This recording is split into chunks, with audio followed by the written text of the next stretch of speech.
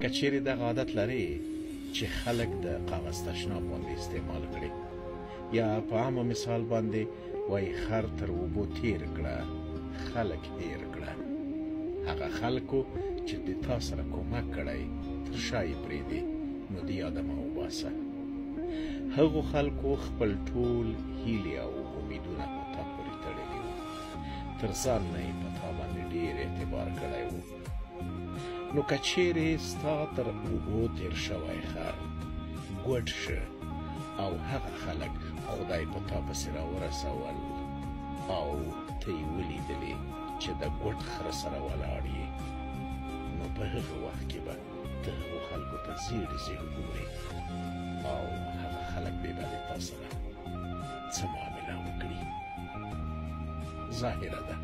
چې که ښه انسان و گذشت به وکړي او لاس به درکړي،